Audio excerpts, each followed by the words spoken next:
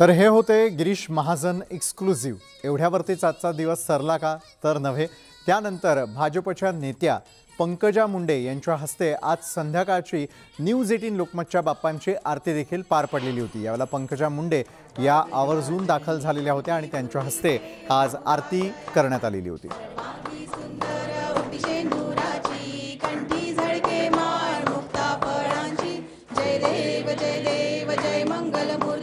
श्री मंगलमूर्ती दर्शन मात्रे मान कामना पूर्ती. जय देव रत्न खचित परा तुझ गौरी कुमरा. चंदनाची उटी कुंकुम केशरा. हिरे जडित मुकुट शोभतो भरा. ऋणझुणती नुपुरे चरणी घागरिया. जय देव जय मंगलमूर्ती हो श्री मंगलमूर्ती. दर्शन मात्रे मान कामना पूर्ती. जय देव लंबोदर पीतांबर फणीवर बंधना. सरळ सोंड वक्र तुंड त्रिनयना. दास रामाचा वाटपा हे सदना. संकटी पावावे निर्वाणी रक्षावे सुरवर वंदना. जय देव जय मंगलमूर्ती हो श्री मंगलमूर्ती. दर्शन मात्रे मन कामना पूर्ती. जय देव घाली लोटांगण वंदीन चरण डोळ्या. की सर्व वर तरी आता सुरळीत झालेला आहे. कोविडच्या नंतर जे सणवार आपले जे गॅदरिंग असायच्या त्या सगळ्या गोष्टींवर खूप मोठा परिणाम झाला होता. तर मला वाटतं दहीहंडीपासून सुरुवात झाली. आता बाप्पांचं आगमन पण जोरात झालेलं आहे. गणपती लोक आपल्या घरोघरी बसवत आहेत, एकमेकांकडे जात आहेत, उत्सव मनवत आहेत. तर मला वाटतं ते चित्र जरा नॉर्मल दिसायला लागलंय, नॉर्मल्सीकडे चाललंय. हे बघून बरं वाटलं. त्यामुळे आनंद वाटला. लोक आनंदी. तुमचा वैयक्तिक स्तरावर कसा असतो उत्सव? माझा अनेक वर्ष मीडियाने पण कव्हर केलं. यावर्षी एका वैयक्तिक कारणामुळे माझा गणपती नाही ठेवला मी, पण माझ्या आईकडे गणपती असतो. माझा 21 वर्ष माझा मुलगा जन्मला तेव्हा म्हणजे तो आधीच गणपती होता माझ्या सासरी 1.5 वर्षाचा, पण मी 5 दिवसाचा केला आणि तो बसवला. आणि मला खूप मजा येते गणपती बसवायला. लहानपणी पण जेव्हा आम्ही गावामध्ये होतो तेव्हा प्रत्येकाच्या घरात गणपती असायचे, एवढा उत्सव नसायचा. पण जेव्हा आम्ही मुंबईत शिफ्ट झालो तेव्हा मी पाहिलं की इकडे गणपतीचा एक वेगळा उत्सव असतो. प्रत्येक गोष्ट खूप कौतुकाने केली जाते. तर मग मी गणपती मोठा बसवायला सुरू केली. आमच्या घरी पण मोठा गणपती बसवण्याची सुरुवात बाबांकडे मीच केली. मला त्याची खूप हौस होती. लोकांनी यावं, सजावट असावी, वेगवेगळं प्रसाद वगैरे करावं. तर मी सगळं करते. उत्तम स्वयंपाक पण करते. काय नैवेद्यासाठी काय करता? चांगला नैवेद्याचा शिरा असतो. मला ते उकडीचे मोदक वगैरे आमच्याकडे पद्धत नाही आहे, ते येत नाही. नॉर्मल मोदक येतात जे तळून तुपामध्ये तळले जातात. आता हल्ली या कोविडमध्ये तर मी खूप साऱ्या मिठाया शिकले, कारण घरामध्ये रोज वेगवेगळे पदार्थ बनवण्यामुळे.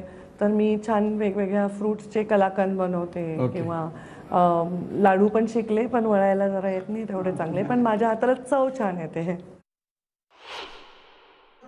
तुमच्या कुटुंबाचा गणेशोत्सव कसा होता?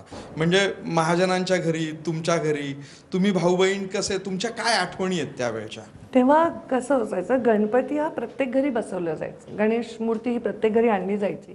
आणि हे याला आता उत्सव जरा जास्त झाल्यामुळे लोक एका घरी जातात किंवा आता पहिल्यासारखं वेळ नाही किंवा सगळ्या नियोजनासाठी जात असतील. प्रत्येकाच्या घरी गणपती आपला असायचा, वेगळं काही नसायचं. आम्ही गावाकडे राहायचो तर आमच्या नाथरा, मुंडे साहेबांचं जन्मगाव, तिथे आमच्या लक्ष्म्या एकत्र असायच्या जॉईंट फॅमिली असताना.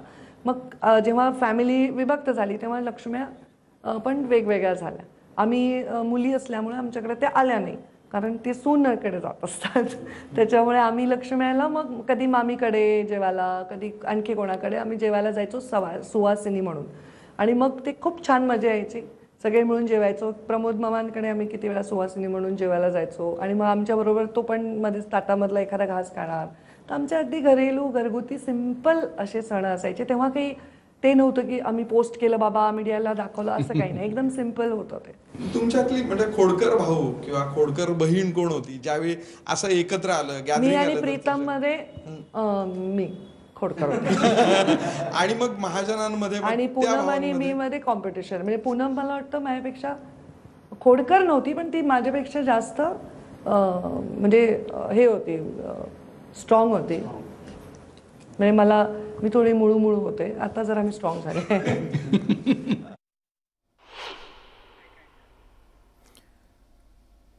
अकोल्यामधील श्री बारभाई गणपती हा सर्वत्र परिचित आहे. संपूर्ण विदर्भामध्ये म्हणजे केवळ विदर्भच नव्हे तर संपूर्ण वऱ्हाडामध्ये सर्वात जुना गणपती अशी देखील या बारभाई गणपतीची ओळख आहे. पाहूया.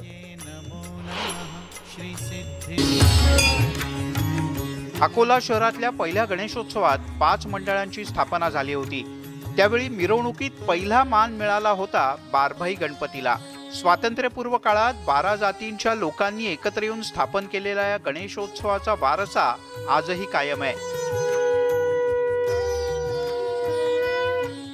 बारभाई गणपतीची मूर्ती काळ्या मातीपासून बनवलेली असते. ती मूर्ती ठाकूर समाजातील मोरे या मूर्तिकारानं बनवली होती. त्या मूर्तीचं विसर्जन केलं जात नाही. सार्वजनिक गणेश मंडळ म्हणजे लोकमान्य टिळकांनी चालू केला. त्याच्यापूर्वीचा हा गणपती आहे. आमच्या घरी हा गणपती म्हणजे 12 समाजाचे 12 लोक म्हणून ह्या गणपती मोहल्यात बसवत होते. म्हणजे भगवानाजी इंगळे आजोबा यांनी तो गणपती आमच्या घरी आणला आणि तेव्हापासून हा गणपती आमच्या घरी आहे आणि हा इंगळे कुटुंबाचा झालेला आहे. मिरवणुकीत पालखी उचलण्याचा मान कोळी समाजाला देण्यात आलाय. गणेशोत्सवात पंचक्रोशीतून बारभाई गणपती समोर भजन सुद्धा सादर केलं जातं. तुम्हाला आम्ही मिरवणुकीमध्ये सामील व्हा, तुम्हाला आम्ही पहिला मान या गणपतीला देऊ. तर तेव्हापासून याचा पहिला गणपती हा मानाचा आहे.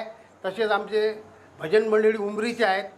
जशी आमची आज 4थी पिढी आहे तशी त्यांची सुद्धा 4थी पिढी आहे. 100 वर्षांपेक्षा जास्त वर्षाची असलेली परंपरा कायम ठेवत बारभाई गणपतीनं सामाजिक वारसाही जपलाय आणि त्यामुळेच बारभाई गणपती वैशिष्ट्यपूर्ण ठरतो.